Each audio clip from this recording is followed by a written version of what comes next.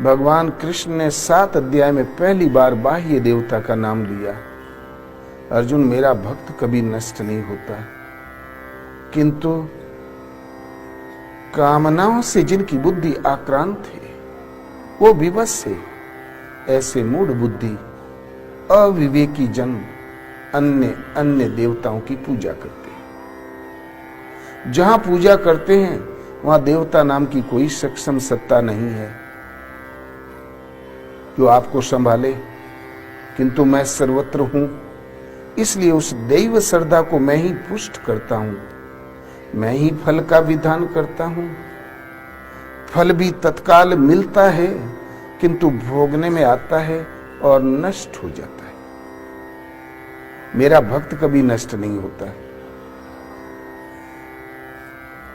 Bank से काफी माल मिला, घर पहुंचते पहुंचते बैग खाली हो गया, ऐसा फल ही किस काम का कि नष्ट हो जाए। किंतु मनुष्य को तो केवल फल चाहिए, फल मिल ही जाता तो फिर हर्जा क्या है देव पूजा में।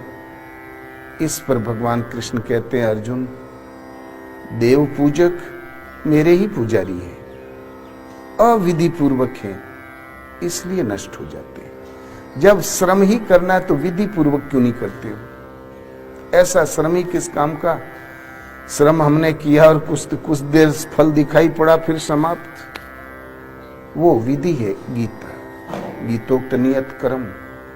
एक परमात्मा जो सत्य है, नित्य है, शाश्वत है, सिवाय आत्मा के किसी का अस्तित्व नहीं।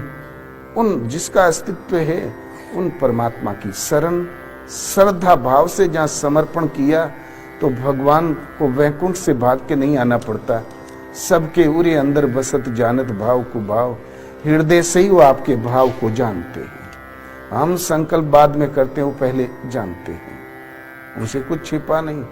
तुरंत जहां श्रद्धा से डोरी लगी तो सार संभाल करने लगेंगे, आत्मा से ही जागृत होकर प्रेरणा देने लगेंगे।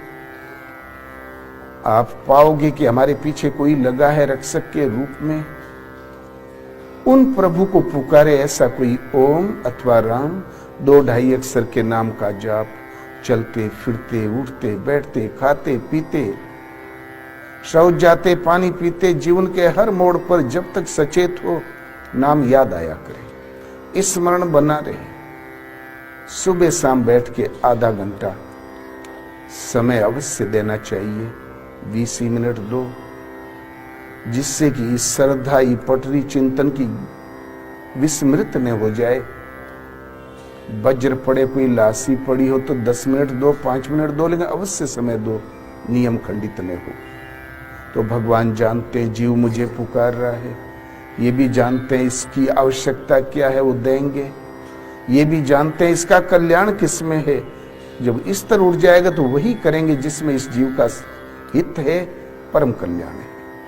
नारद ने ब्याह मांग लिया, भगवान ने बंदर का मुंह दे दिया, बचा लिया। बाद में पोल खुली तो नारद चरणों में गिर पड़े, बोले प्रभु मैं तो बाल बाल बच गया।